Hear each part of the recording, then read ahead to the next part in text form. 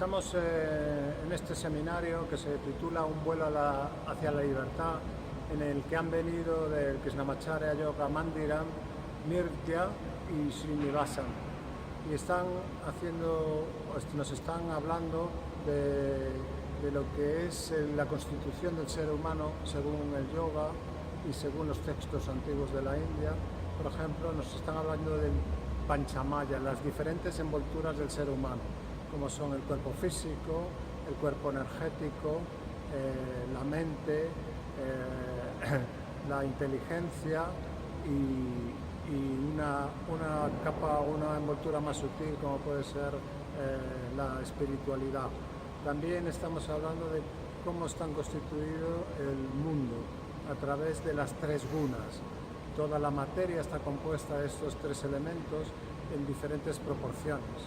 Entonces, en estos 5 días vamos a hablar de estos temas al mismo tiempo que vamos a hacer una práctica para integrar estos conocimientos para que podamos sentir en nosotros mismos el conocimiento y cómo funcionan estos elementos, no solo en nosotros, no solo en el exterior, sino en el interior del ser humano, tanto en el cuerpo como en la mente.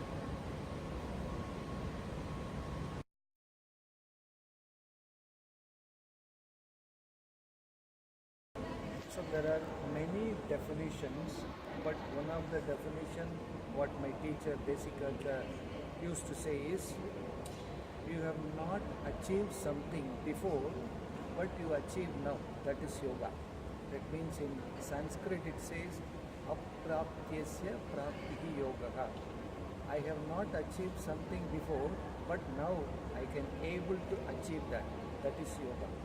So you are doing something that makes you to move, reach and stay in your goal. That is There are many definitions of yoga, but 2 are very close to my heart. One is given by Krihsnamacharya, and he says yoga is swatantra, independence. Anything that helps you to empower yourself to your highest potential, whatever you do. It can be music, it can be dance, it can be gardening, it can be anything, but that ability to empower yourself is yoga. And there is another definition by Mr. Desikacharya which says yoga is connection. So in every connection that we form meaningfully with people, with nature, with the animals, with the universe, every connection is yoga.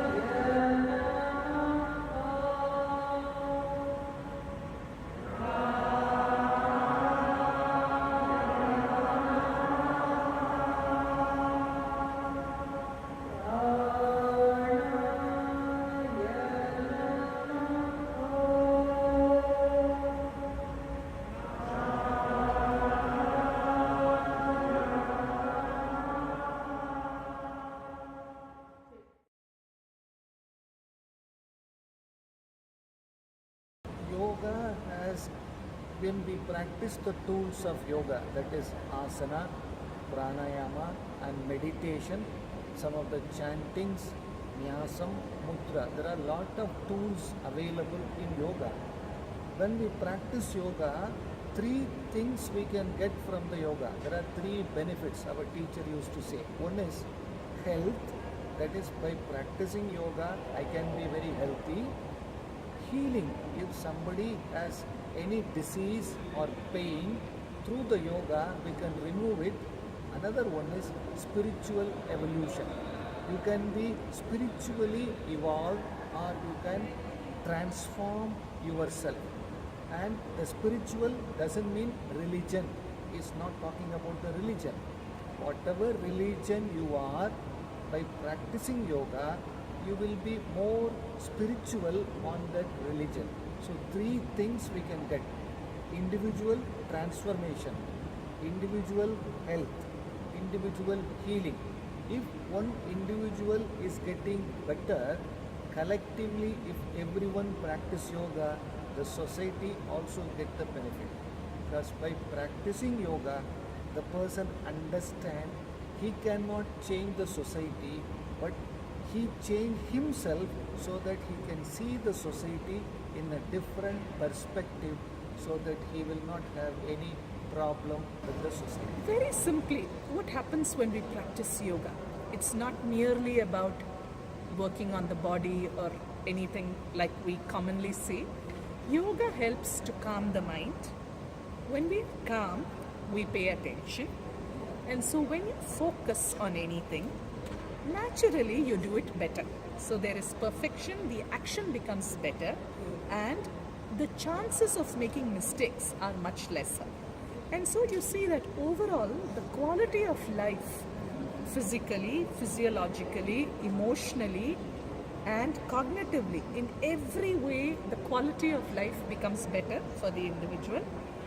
Then when you take this to society, when we learn to transform ourselves, when we learn to respect the connection that we have to nature, to others, to this universe, we realize that we are part of a much larger cycle, and it becomes much easier for us to respect others and to receive that respect. These are the fundamental principles of yama and niyama, my obligation to society.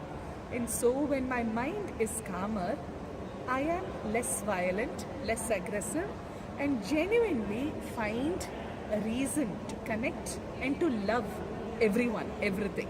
And that automatically, from one person, it can create a ripple and create that vibration even at the society level. Inspira y subir. Hacia la izquierda.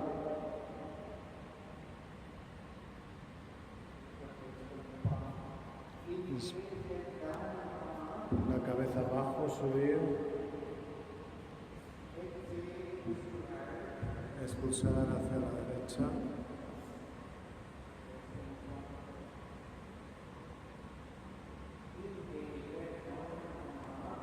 Inspirar.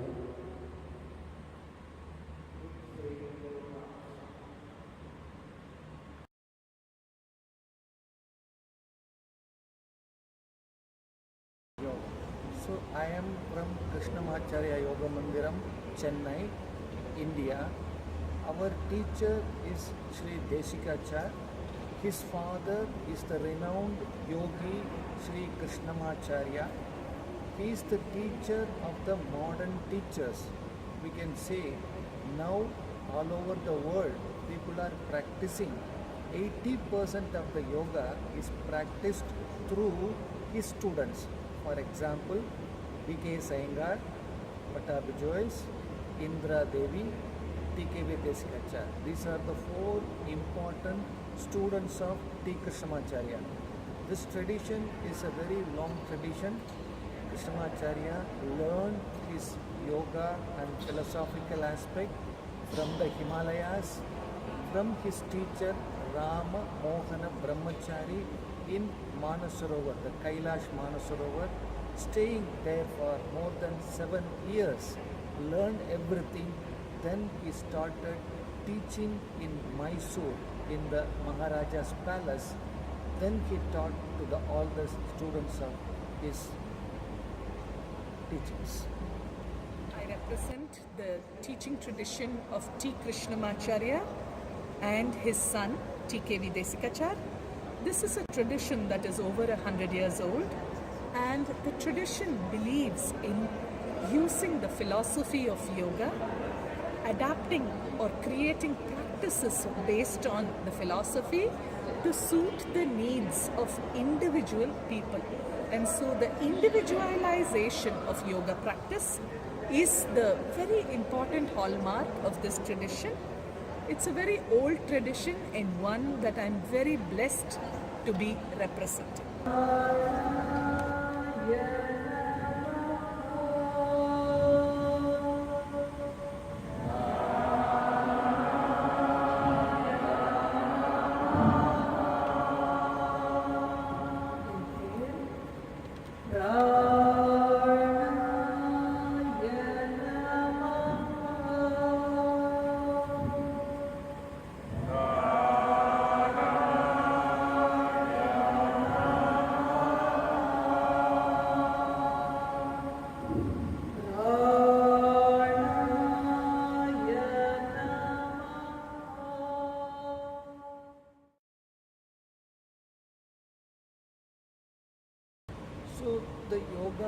once we are using the asana, pranayama, meditation, how it works, why we are going to practice this, for that we have to understand some of the intelligent models from the Vedas and some of the text Upanishads. Like that, we got the seminar on Panchamaya. Panchamaya is the human is consist of 5 dimensions. One is the physical dimension, another one is the energy, what we call the pranamaya. Then we have the mind, the mental activity, that is manomaya. Then vijnanamaya, where you are having your personality trait, how you behave. Then we go to the anandamaya, that is the bliss, how you reach there. So if you understand these 5 dimensions of the system, at the same time how the gunas, the attributes or the constituent of this mind, the 3 gunas we call sattva, the clarity, rajas, the activity, tamas, the inertia or stability, how it influences this 5 dimensions of the human system. If we understand, then we practice all the tools of yoga, we can able to see where we are moving and which guna is coming up, which one we have to support, which one we have to remove. For that understanding, we are having this seminar. So whatever we do, if the knowledge is there with the practice, our practice will be strengthened and we will be convinced about our practice. This is the important idea about understanding these 2. The purpose of this seminar primarily is to create an awareness of the depth of teachings, especially in the tradition of Krihsnamacharya Yoga Mandiram. Many people have many ideas about yoga, and unfortunately now we are mostly seeing only the physical aspect of yoga, asana. But this is a tradition that looks at the philosophy, that integrates the various tools, asana, pranayama, chanting, dhyana, brings everything together in very beautifully constructed practices. And so the purpose of this seminar is to introduce students in Spain to a broad variety of teachings, to understand the culture from which these teachings come from, and also how they can apply these teachings in their lives.